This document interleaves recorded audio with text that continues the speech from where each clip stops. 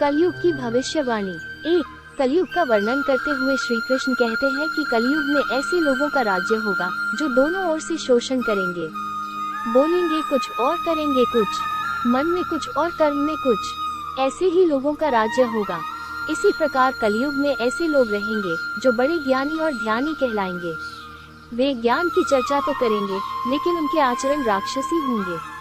बड़े पंडित और विद्वान कहलाएंगे किंतु वे यही देखते रहेंगे कि कौन सा मनुष्य मरे और हमारे नाम से संपत्ति या पद कर जाए। 2। कलयुग का मनुष्य शिशुपाल हो जाएगा। कलयुग में बालकों के लिए ममता के कारण इतना करेगा कि उन्हें अपने विकास का अवसर ही नहीं मिलेगा। मोह माया में ही घर बर्बाद हो जाएगा।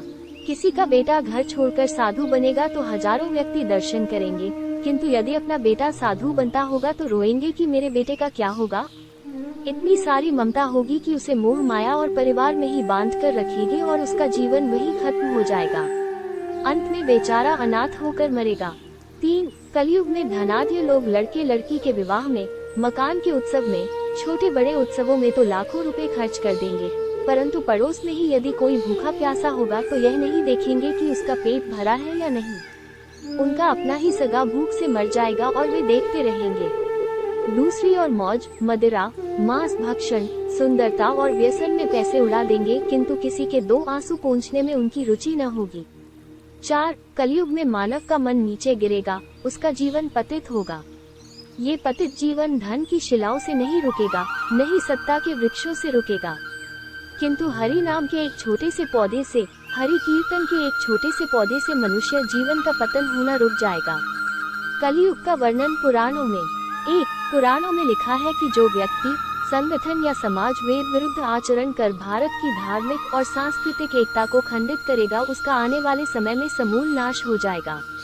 पुराणकार मानते हैं कि जैसे जैसे कलयुग आगे बढ़ेगा, वैसे वैसे भारत की गद्दी पर वेद विरोधी लोगों का शासन होने लगेगा। ये ऐसे लोग होंगे जो जनता से झूठ बोलेंगे और अपने कुतर्कों द्वारा एक दूसरे की आलोचना करेंगे और जिनका कोई धर्म नहीं होगा। ये सभी विधर्मी होंगे। ये सभी मिलकर भारत को तोड़ेंगे और अंततः भारत को एक अराजक भूमि बनाकर छोड़ देंगे। 2। ज्यों ज्यों घोर कलयुग आता जाएगा त्यों त्यों सौराष्ट्र, अवंती, अधीर, शूर, अर्बुद और माल देश के ब्राह्मणगण संस्कार शून्य हो जाएंगे तथा राजा लोग भी शूद्र तुल्य हो जाएंगे। अपनी तुच्छ बुद्धि को ही शाश्वत समझकर कुछ मूर्ख ईश्वर की तथा धर्म ग्रंथों की प्रामाणिकता मांगने का दुस्साहस करेंगे। इसका अर्थ है कि उनके पाप जोर मार रहे हैं। 3। जब सभी वेदों को छोड़कर संस्कार शून्य हो जाएंगे तब सिंधु तट, चंद्रभाग का तटवर्ती प्रदेश, कौंतीपुरी और कश्मीर मंडल पर प्रायः शूद्रों का संस्कार ब्रह्मतेज से हीन नामात्र के द्विजों का और मलेच्छों का राज होगा। सबके सब राजा, राजनेता, आचार विचार में मलेच्छ प्राय होंगे। वे सब एक ही समय में भिन्न भिन्न प्रांतों में राज करेंगे। ये सबके सब परले सिरे के झूठे, अधार्मिक और स्वर्ग दान करने वाले होंगे। छोटी बातों को लेकर ही ये क्रोध के मारे आग बबूला हो जाएंगे। ये दुष्ट लोग स्त्री, बच्चों, गौओं और ब्राह्मणों को मारने में भी नहीं हिचकेंगे। दूसरे की स्त्री और धन हथिया लेने में ये सदा उत्सुक रहेंगे। न तो इन्हें बढ़ते देर लगेगी और न घटते। इनकी शक्ति और आयु थोड़ी होगी। राजा के वेश में ये मलयच्छ ही होंगे। 4। वे लूट खसोट कर अपनी प्रजा का खून चूसेंगे। जब ऐसा शासन होगा तो देश की प्रजा में भी वैसा ही स्वभाव, आचरण, भाषण की वृद्धि हो जाएगी। राजा लोग तो उनका शोषण करेंगे ही, आपस में वे भी एक दूसरे को उत्पीड़ित करेंगे और अंततः सबके सब नष्ट हो जाएंगे। भागवत पुराण। 5। भविष्योत्तर पुराण अनुसार ब्रह्मा जी ने कहा, हे नारद, भयंकर कलयुग के आने पर मनुष्य का आचरण दुष्ट हो जाएगा और योगी भी दुष्ट चित्त वाले होंगे। संसार में परस्पर विरोध फैल जाएगा। द्विज, ब्राह्मण, क्षत्रिय, वैश्य दुष्ट कर्म करने वाले होंगे और विशेषकर राजाओं में चरित्रहीनता आ जाएगी। देश देश और गांव गांव में कष्ट बढ़ जाएंगे। संत जन दुखी होंगे। अपने धर्म को छोड़कर लोग दूसरे धर्म का आश्रय लेंगे। देवताओं का देवत्व भी नष्ट हो जाएगा और उनका आशीर्वाद भी नहीं रहेगा। मनुष्यों की बुद्धि धर्म से विपरीत हो जाएगी और पृथ्वी पर मलेच्छों के राज्य का विस्तार हो जाएगा। 6. महर्षि व्यास जी के अनुसार कलयुग में मनुष्यों में वर्ण और आश्रम संबंधी प्रवृत्ति नहीं होगी। वेदों का पालन कोई नहीं करेगा।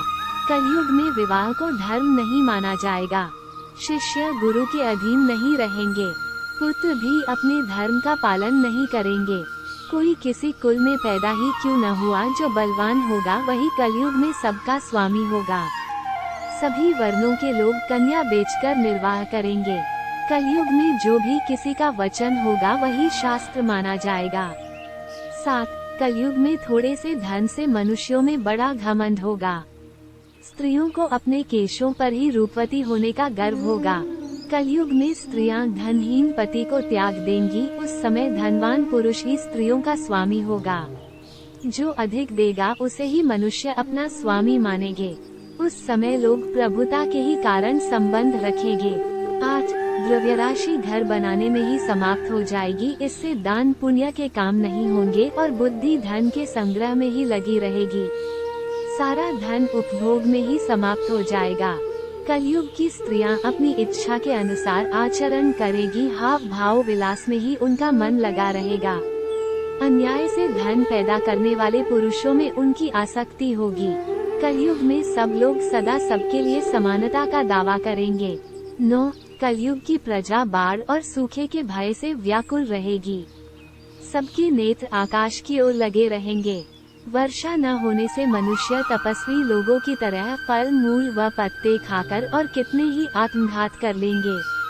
कलयुग में सदा अकाल ही पड़ता रहेगा। सब लोग हमेशा किसी न किसी कलेशों से घिरे रहेंगे। किसी तो थोड़ा सुख भी मिल जाएगा। सब लोग बिना स्नान करे ही भोजन करेंगे। देव पूजा, अतिथि सत्कार, श्राद्ध और तर्पण की क्रिया कोई नहीं करेगा। कलयुग की स्त्रियां लोभी, नाटी, अधिक खाने वाली और मंद भाग्य वाली होंगी। गुरुजनों और पति की आज्ञा का पालन नहीं करेगी तथा पर्दे के भीतर भी नहीं रहेंगी। अपना ही पेट पालेंगी, क्रोध में भरी रहेंगी। देह शुद्धि की ओर ध्यान नहीं देंगी तथा असत्य और कटु वचन बोलेगी। इतना ही नहीं, वे दुराचारी पुरुषों से मिलने की अभिलाषा करेगी। 10. ब्रह्मचारी लोग वेदों में कहे गए व्रत का पालन किए बिना ही वेदाध्यापन करेंगे।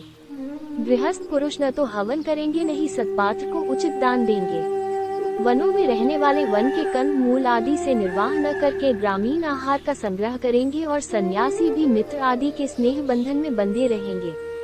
कलयुग आने पर राजा प्रजा की रक्षा न करके बल्कि कर के बहाने प्रजा के ही धन का अपहरण करेंगे। अधम मनुष्य संस्कारहीन होते हुए भी पाखंड का सहारा लेकर लोगों ठगने का काम करेंगे। उस समय पाखंड की अधिकता और अधर्म की वृद्धि होने से लोगों की आयु कम होती चली जाएगी। उस समय 5, 6 अथवा 7 वर्ष की स्त्री और 8, 9 या 10 वर्ष के पुरुषों से ही संतान होने लगेंगी। घोर कलयुग आने पर मनुष्य 20 वर्ष तक भी जीवित नहीं रहेंगे। उस समय लोग मंदबुद्धि, व्यर्थ के चिन्ह धारण करने वाले, बुरी सोच वाले होंगे। 11. लोग ऋण चुकाए बिना ही हड़प लेंगे तथा जिसका शास्त्र में कहीं विधान नहीं है ऐसे यज्ञों का अनुष्ठान होगा। मनुष्य अपने को ही पंडित समझेंगे और बिना प्रमाण के ही सब कार्य करेंगे। तारों की ज्योति फीकी पड़ जाएगी। 10 दिशाएं विपरीत होंगी। पुत्र पिता को तथा बहुएं सास को काम करने भेजेंगी। कलयुग में समय के साथ साथ मनुष्य वर्तमान पर विश्वास करने वाले, शास्त्र ज्ञान से रहित, दंभी और अज्ञानी होंगे। जब जगत के लोग सर्वभक्षी हो जाएं, स्वयं ही आत्मरक्षा के लिए विवश हो तथा राजा उनकी रक्षा करने में असमर्थ हो जाएंगे, तब मनुष्यों में क्रोध, लोभ की अधिकता हो जाएगी। 12. कलयुग के अंत के समय बड़े बड़े भयंकर युद्ध होंगे। भारी वर्षा, प्रचंड आंधी और जोरों की गर्मी पड़ेगी। लोग खेती काट लेंगे, कपड़े चुरा लेंगे, पानी पीने का सामान और पेटियां भी चुरा ले जाएंगे। चोर अपने ही जैसे चोरों की संपत्ति चुराने लगेंगे। हत्यारों की भी हत्या होने लगेगी। चोरों से चोरों का नाश हो जाने के कारण जनता का कल्याण होगा। युगांत काल में मनुष्यों की आयु अधिक से अधिक 30 वर्ष की होगी। 13. मनुष्य की औसत आयु 20 वर्ष ही रह जाएगी। 5 वर्ष की उम्र में स्त्री गर्भवती हो जाया करेगी। 16 वर्ष में लोग वृद्ध हो जाएंगे और 20 वर्ष में मृत्यु को प्राप्त हो जाएंगे। इंसान का शरीर घटकर बोना हो जाएगा। ब्रह्मवैवर्त पुराण में बताया गया है कि कलयुग में ऐसा समय भी आएगा जब इंसान की उम्र बहुत कम रह जाएगी, युवावस्था समाप्त हो जाएगी। कली के प्रभाव से प्राणियों के शरीर छोटे छोटे, क्षीण और रोगग्रस्त होने लगेंगे। 14 श्रीमद्भागवत के 12 स्कंद में कलयुग के धर्म के अंतर्गत श्री सुखदेव जी परीक्षित जी से कहते हैं, ज्यों ज्यों घोर कलयुग आता जाएगा, त्यों त्यों उत्तरोत्तर धर्म, सत्य, पवित्रता, क्षमा, दया, आयु, बल और स्मरण शक्ति का लोप होता जाएगा। अर्थात लोगों की आयु भी कम होती जाएगी जब कलिकाल बढ़ता चला जाएगा। कलयुग के अंत में जिस समय कल की अवतार अवतरित होंगे, उस समय मनुष्य की परम आयु केवल 20 या 30 वर्ष होगी। जिस समय कल की अवतार आएंगे, चारों वर्णों के लोग शूद्रों, बोने के समान हो जाएंगे। गौएं भी बकरियों की तरह छोटी छोटी और कम दूध देने वाली हो जाएगी। 15 कलयुग के अंत में संसार की ऐसी दशा होगी कि अन्न नहीं उगेगा।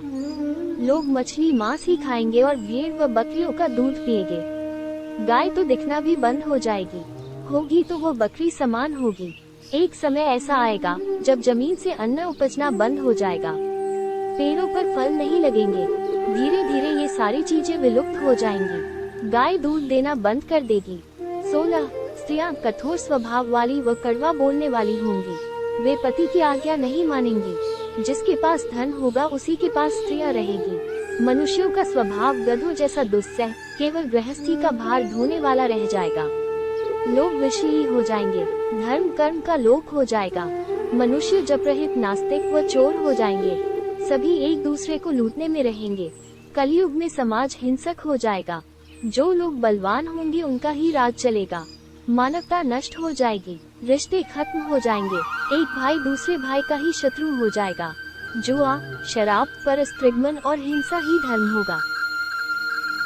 17 पुत्र पिता का और पिता पुत्र का वध करके भी उद्विग्न नहीं होंगे। अपनी प्रशंसा के लिए लोग बड़ी बड़ी बातें बनाएंगे, किंतु समाज में उनकी निंदा नहीं होगी। उस समय सारा जगत म्लेच्छ हो जाएगा, इसमें संशय नहीं। एक हाथ दूसरे हाथ को लूटेगा। कलयुग में लोग शास्त्रों से विमुख हो जाएंगे। अनैतिक साहित्य ही लोगों की पसंद हो जाएगा। बुरी बातें और बुरे शब्दों का ही व्यवहार किया जाएगा। स्त्री और पुरुष दोनों ही अधर्मी हो जाएंगी। स्त्रियां पतिव्रत धर्म का पालन करना बंद कर देगी और पुरुष भी ऐसा ही करेंगे। स्त्री और पुरुषों से संबंधित सभी वैदिक नियम विलुप्त हो जाएंगे। अंत में इस घोर कलिकाल से बचने का एकमात्र तरीका यह है कि व्यक्ति को वेदों की ओर लौट आना चाहिए और हर समय हरि कीर्तन करके खुद को सुरक्षित रखना चाहिए। जो व्यक्ति धर्म से विमुख होकर रहेगा, वो कहीं भी कभी भी अकाल मौत को प्राप्त होगा या हर समय दुखी और संकटों से ही घिरा रहेगा।